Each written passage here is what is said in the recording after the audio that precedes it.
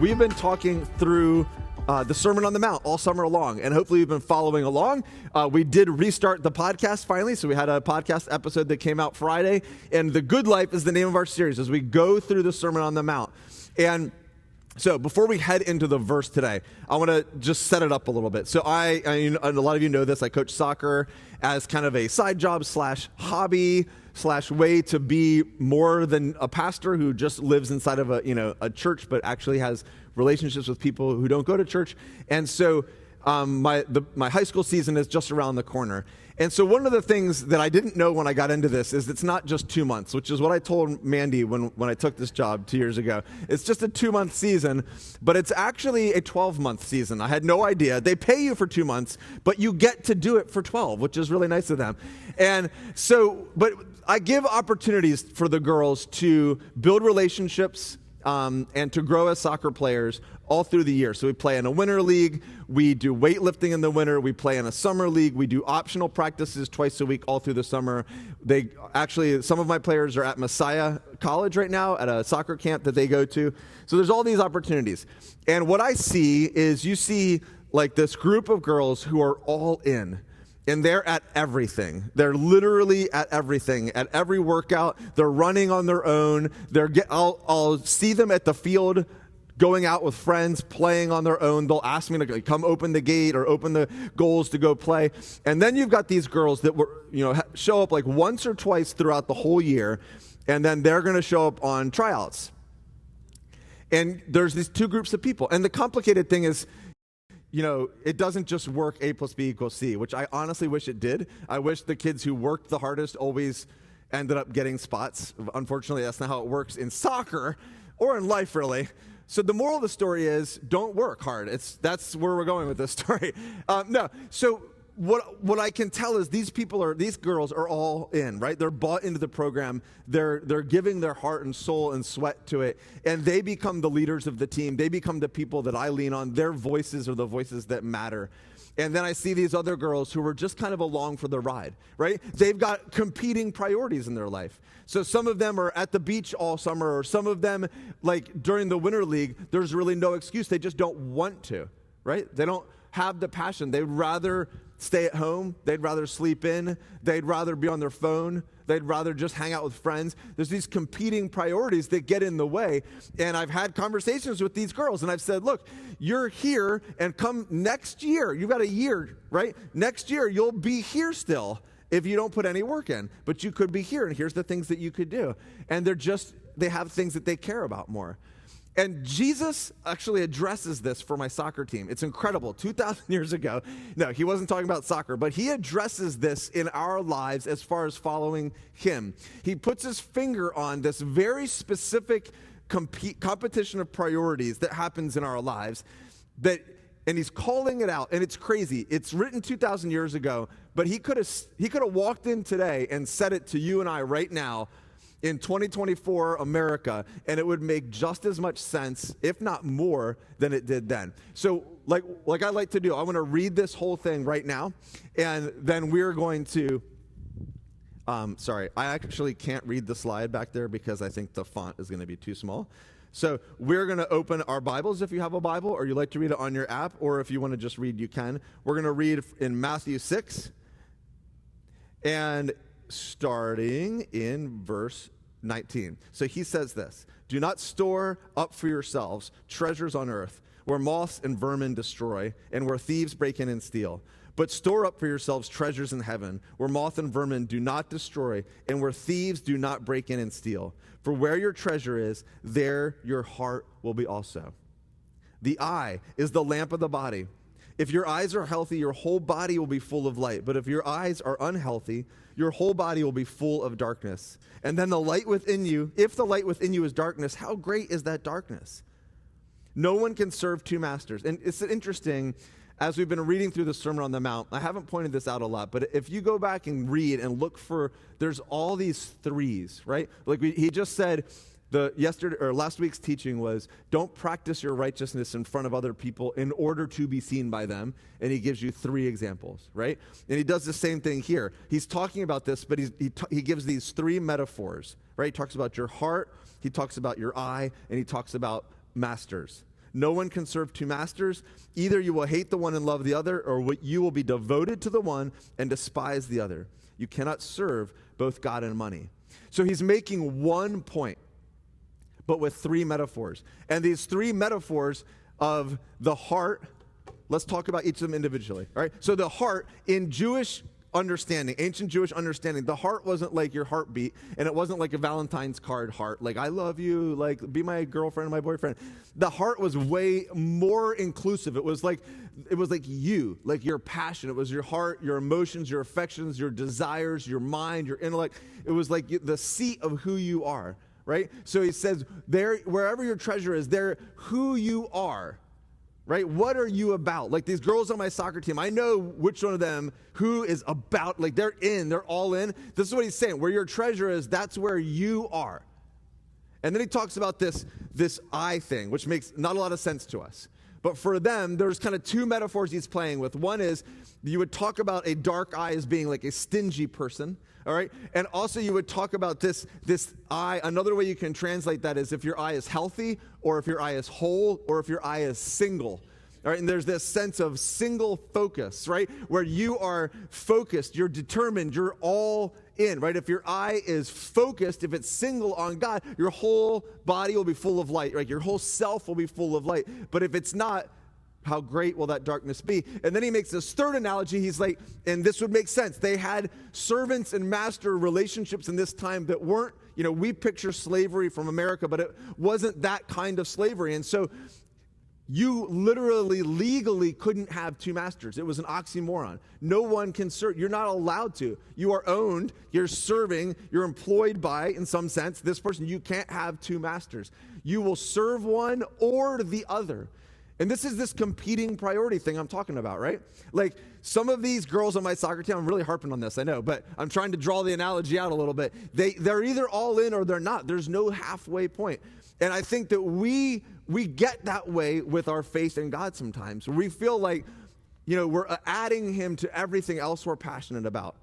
But he's giving us this opportunity. So what's the main point? He's saying, right, and he's specifically calling out money, but there's an underlying wisdom here that you can't give yourself fully to God if you're also giving yourself fully to something else.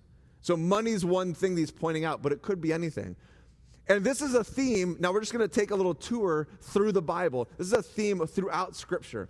So in the Ten Commandments, the first part of the Ten Commandments, God spoke these words. He said, I am the Lord your God who brought you out of the land of Egypt, out of the land of slavery. And what does he say? You shall have no other gods before me. Straight out of the gates. What's the first command I'm going to give you? He's rescued them from slavery. He's going to make them into a nation in order to show the rest of the pagan nations what the true God looks like and what it looks like for a community to follow the true God. The first thing we need to know is you can't have any other gods before him. There is one God. All right? We go on. David says this beautiful prayer in Psalms. So this is like, years after the Ten Commandments. He says, give me an undivided heart. Like he understood how easy it was for the heart. Remember, we talked about that. He says, where your treasure is, there your heart will be also. And if you read the Old Testament, it's like this story after story of God gives us an opportunity. God gives the Israelites an opportunity to follow him, and they become distracted. Their affections become corrupted. They want other things. They want power. They want money. They want fame. They want to defeat other countries or other nations that God doesn't call them to defeat. And then they fall away from God. And then they have some sort of a revival where they come back to God and they fall away from God. And it's this divided heart. I mean, is this not like a diagnosis of the problems that we face?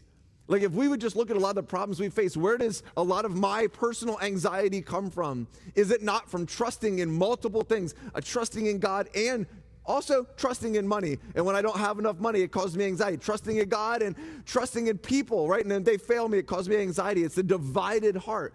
Jesus was asked, what's the greatest commandment?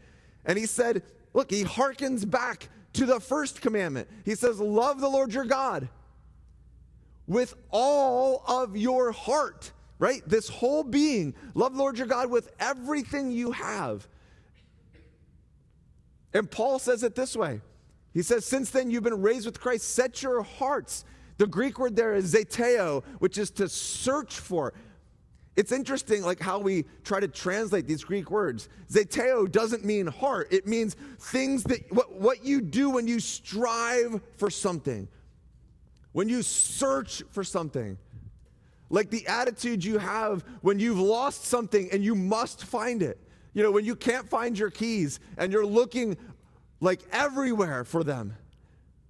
That's the attitude. Since we've been raised with Christ, let us vigorously, without distraction, search for the things of God. Right? Let me strive for the things that are above. Remember, where your treasure is, there your heart will be also.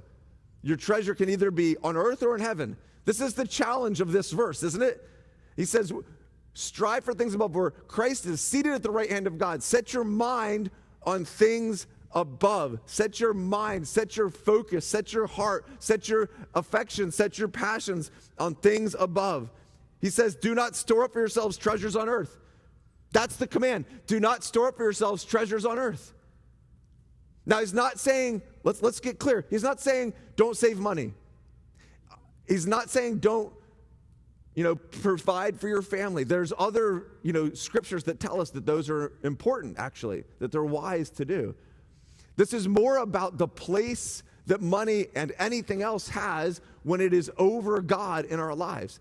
And our focus, am I focused on this life, comfort in this life, success in this life, my reputation in this life? Are we living like we're a part of a new family? Right? Jesus tells us that we're part of a heavenly family, that these are kind of weird words, or a royal priesthood. Like, our identity isn't I'm a human living on earth in the 21st century. That's not all that we are. We are more than that. We're citizens of the kingdom of heaven. We belong to a country that is not on this earth. Right? We're on a purpose that's greater than every day getting by. So he says, set your mind on things above, not earthly things. I just think this is so complicated. It's so challenging. It's so hard to live this out. Let me ask you a question. Does this sound to you more than like, hey, and maybe you heard this when you were growing up, or you heard this in the church that you attended when you were younger, but like, hey, Jesus just wants you to pray the prayer. Like, I believe that you are the Son of God. Please forgive my sins. Enter my heart, and you'll be saved. You're good. Doesn't this sound a little more intense than that? Like, take your whole life, set your mind, set your heart on things above, not on things of the earth. Jesus says, don't store up for yourself treasures on earth. It will be destroyed. But store up for yourselves treasures in heaven. So, this is a little embarrassing, but when I first got married, I still was friends with some of the girls I dated beforehand.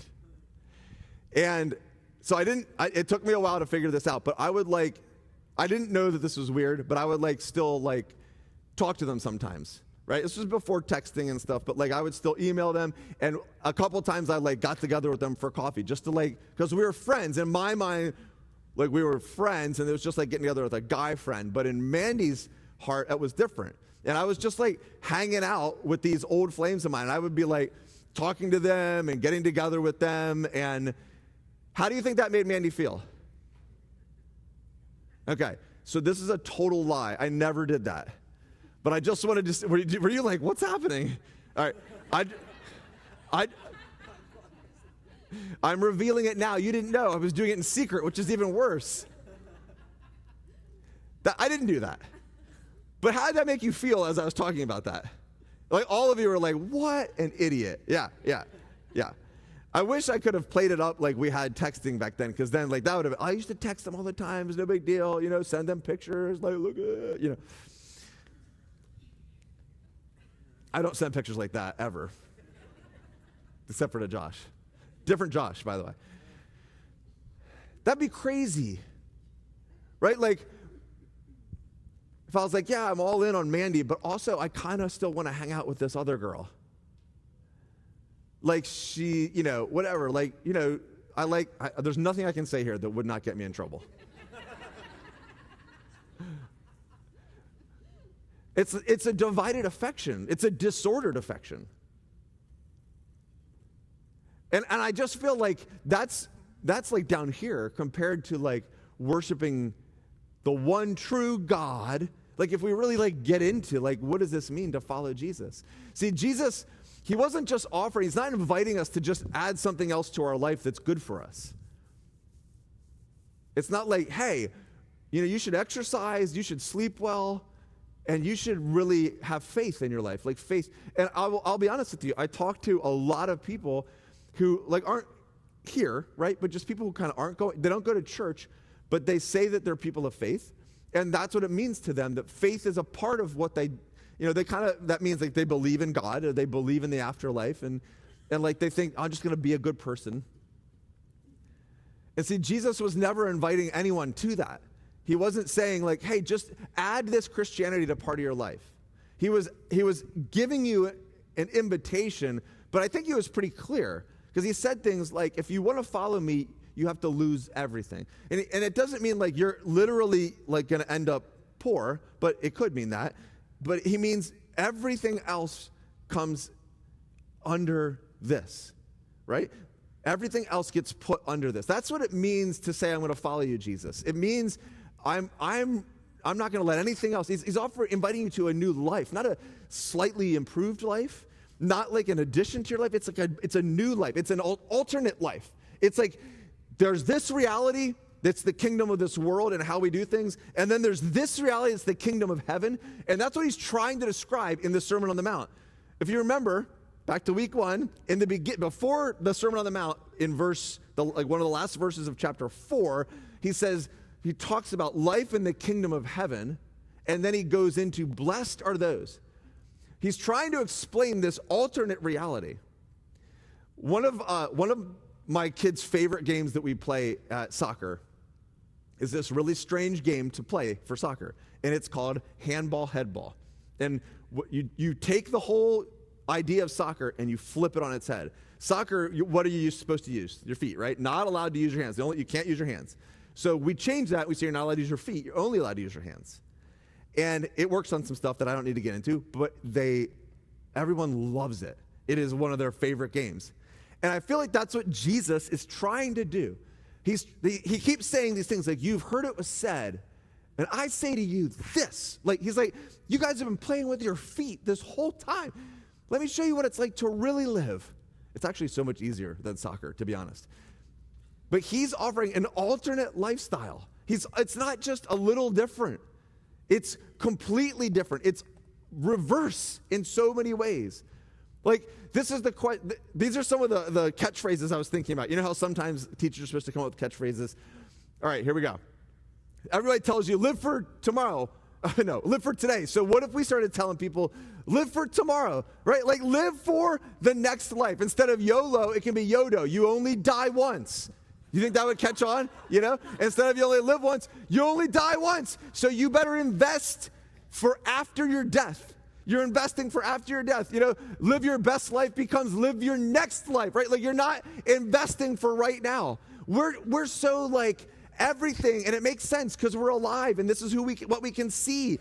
Like, everything that's around us is so obvious, and it's such a challenging teaching to say, hey, your priority isn't this life.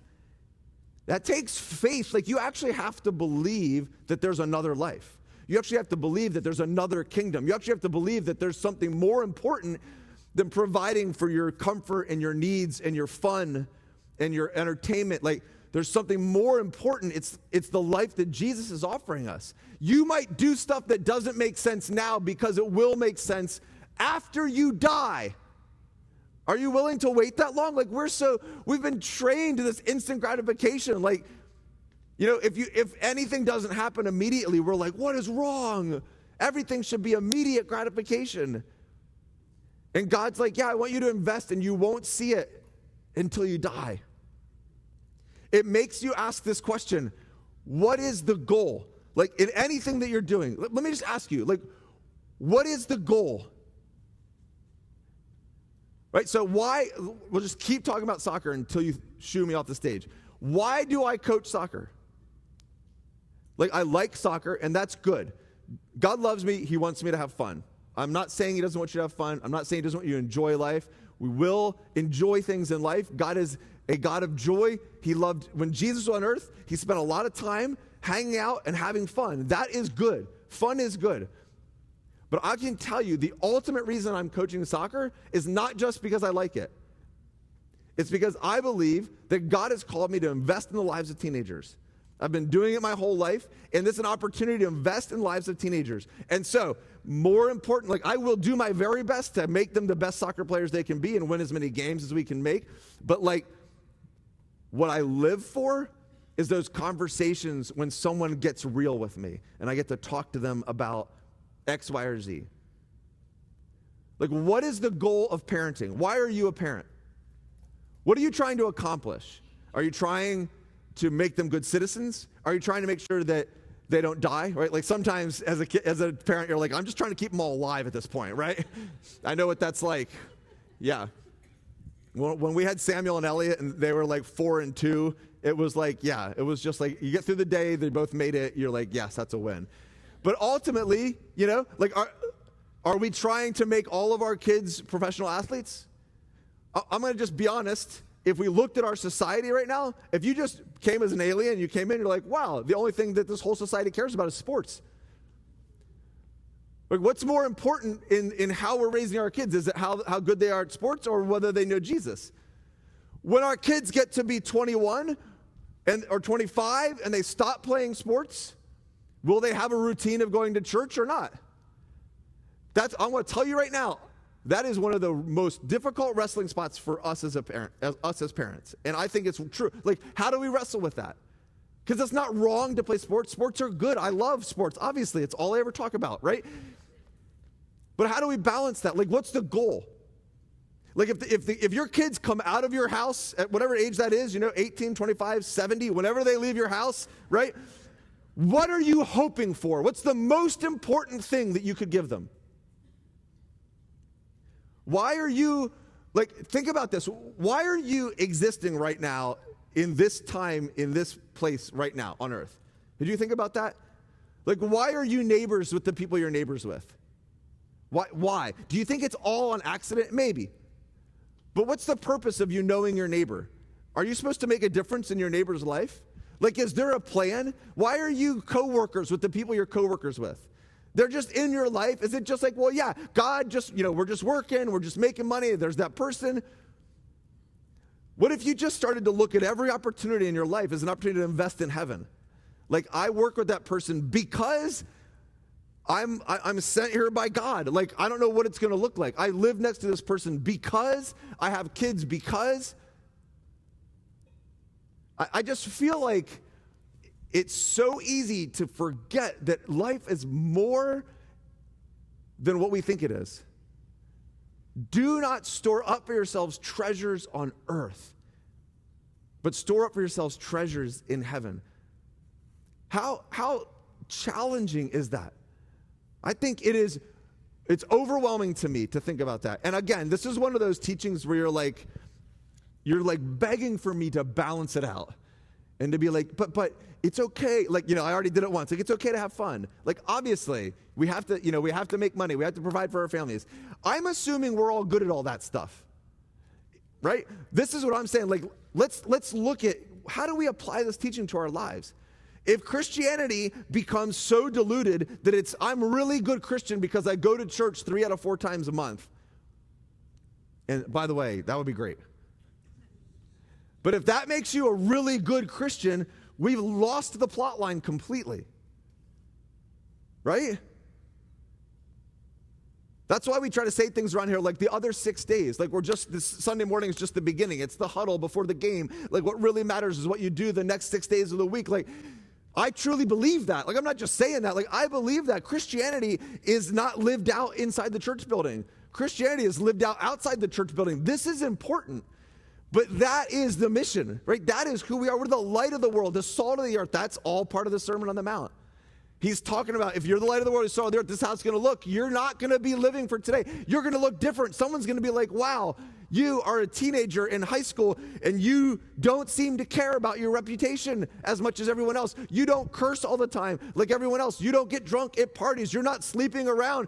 What is different about you? You're the light of the world because you're living for another time. You're investing in the future. You're investing in eternity. You're not storing up for yourselves treasures on earth. You know, you're in college. I was just talking to a guy who ministers to college students, and he said that there's slang for how many people you've slept with, and it's called your body count. And people will talk about their body count. And he talks to students, and he says he has a body count of 1 because he's been married for 45 years. And they all applaud him. And he's like, because he teaches, and he's like, why are you applauding that?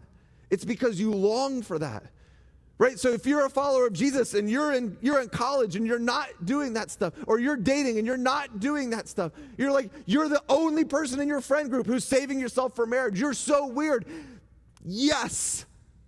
When the light turns on in the darkness, it is visible. It is different. It is by definition the opposite of how everything is. Right? Right? This is what we're called to. It's like, this is why we get up in the morning. This is so much more important than your job. It's so much more important than whatever else we do, is that we're always on the cusp of investing in the future. Everything we do matters. Everything we do matters. We can't compartmentalize it to Sunday mornings, youth group, and small group. And it's so easy to do that. If you sit next to the same family at every soccer game that your kid goes to, you probably spend more time with them than you do with your spouse. You better be investing in them. That's not a joke. You know I'm right. How much time do we spend at soccer games? Why not turn that into a ministry? Why just stand on the sideline and cheer for your kid? What do you know about them? Jesus was like, love your neighbor as yourself. Who's your neighbor? He would be like, the people you stand next to at soccer for 7 hours a week. That's your neighbor. He would change it to fit today's society. Do you know their name? Do you know what they're going through? Do you know where they work? Do you know what their struggles are? Have you done anything? Have you started praying for them? I'm not trying to guilt trip you, but if the shoe fits, right, let's jump into it with both feet. I don't know how that works. All right, I'm going to be honest. I've really gotten into this, and I don't know what my next point is. So I think the Holy Spirit is trying to push this pedal a little bit. Give me an undivided heart, God. Give me an undivided heart. You cannot serve two masters. You cannot serve money and serve God. You can't. Jesus said you can't. Why are we always arguing with that? Oh, yeah, this is good. All right, good. Now I know where we're going. So, kind of the teaching here. We've got the word, and we've talked about how it applies, and now we're going to just 3 ideas that maybe will help you hold on, because what I've done so far can feel a little bit like rah-rah, right? And you're like, yeah, and then you go home and you're like, I was really pumped up about something, right? It's like, I don't remember what it was. Probably wasn't that important anyway. So I'm going to give you 3 paradigm shifts, and then we're going to get back to worship. So the first is, we start living, instead of living for today, we live for tomorrow. That's the first paradigm shift, going from today to tomorrow. It's so easy to live for today. I had a friend at the church I pastored at beforehand who was like really high up in a bank in Wilmington, like one of the VPs. So this guy made a lot of money. And he gave more than 10% of his income to the church every year. And I remember him telling me that his accountants were like, you made a mistake. Like, we've never seen anyone give this much money before. He's like, no, I do that because, and you got to talk to him about Jesus. He's different because he's all in. His money is living not just for today, he's living for tomorrow. We had a young adult group at our house this past semester, and a couple of the students, we were like, it's their last semester here. And we got to meet them and invest in them. We fell in love. Mandy and I fell in love with them, and then they had to leave. And we may never see them again. And I was like, man, isn't it so frustrating? Or I tend to struggle with this kind of stuff. It's so frustrating. Like, I wish they'd be here longer. Like, I said something to Mandy. I'll just be honest. I said something to Mandy like, do you ever feel like, we're spending so much time investing in these people we know are leaving? And she rebuked me. Exactly. God's calling to tell you not to rebuke me. Do you see that? So she was like, you don't know how God's going to use this time in their life. Right? And we've gotten letters from a number of them saying like how important that season was. It was like 3 months. 3 months. But when God does something, you just need to do it. And God was in that 3 months in our house, around our table. The Holy Spirit was there doing something in their lives.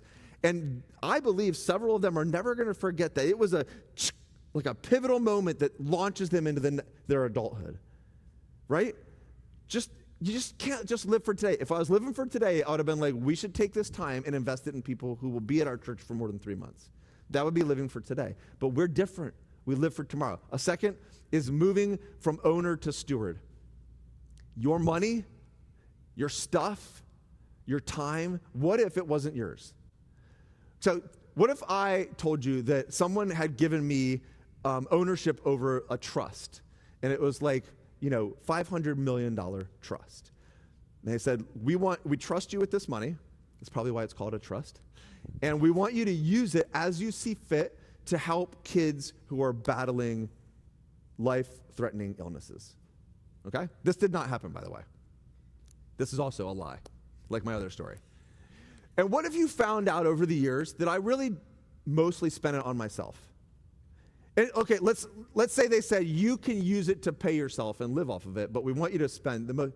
But what if you saw that I had bought like houses in the Cayman Islands, and I was driving, I don't know, whatever. What's a really expensive car? I don't even know. A Lamborghini, and what would you think about me?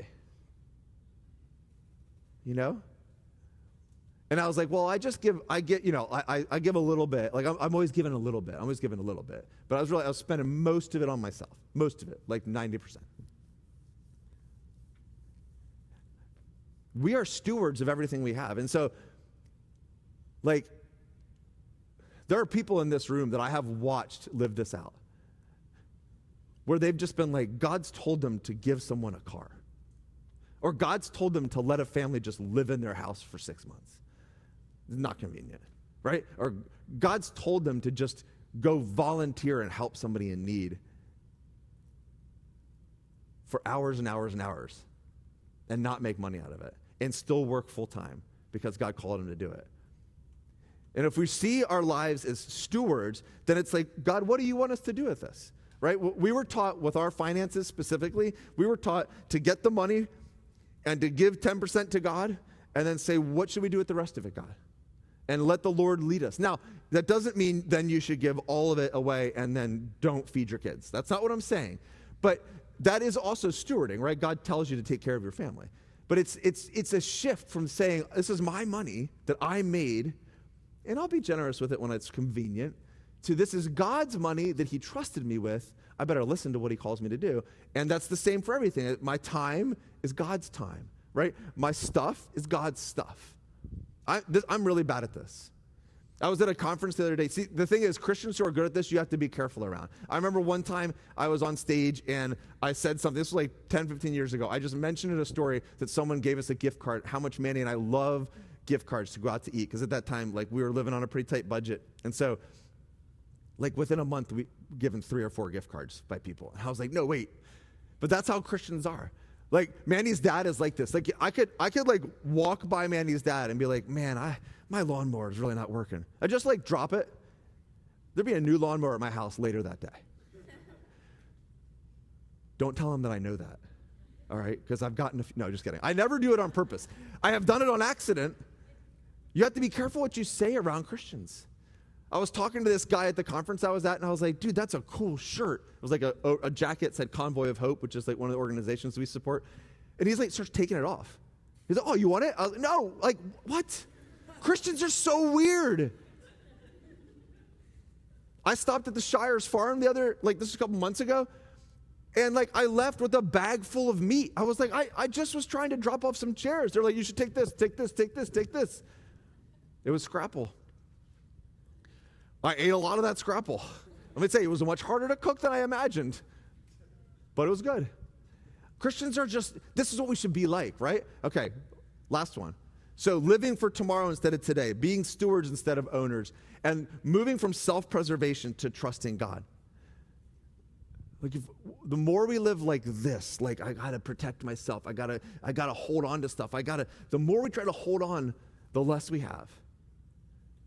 The more anxious we are, right? The more depressed we are, the more worried we are, the more stressed we are. And the more we can just live in trust and open-heartedness and open-handedness, how is God going to bless us? Like he says, put no other God before you, not because he's insecure and jealous, but because he loves us. Here's the secret. Every other God will mess you up. Every other God will fail you. Every other God will hurt you. And he says, have no other God before you because I love you.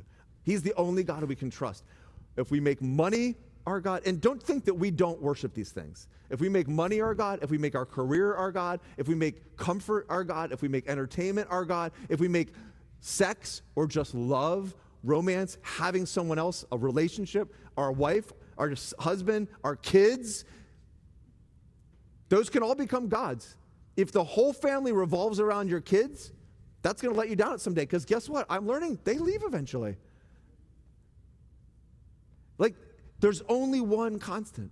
Your spouse will fail you. Money, it's fleeting. Beauty, it's fleeting.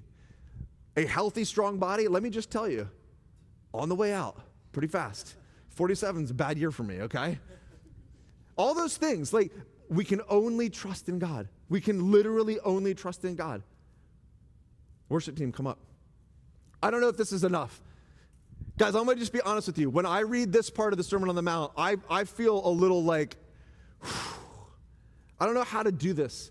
Because I want to be a person who's saying, I'm not storing up the treasures of this earth, right? I'm not storing up the treasures of, not just money, but I'm not amassing the treasures of this earth, the good thoughts of other people, the reputation, the accolades, the whatever it is in your area of work. I'm not just storing up, I'm not pursuing the things this earth says are good, right? Like Colossians, I'm not setting my sight on things on earth, but I'm setting my mind, my heart, my emotions, who I am, my affections on things above. What would it look like for you to turn your attention 100%, to not have a divided heart, to say fully my heart is committed to you? What would that look like? I wonder. I want to just offer a couple thoughts for ministry.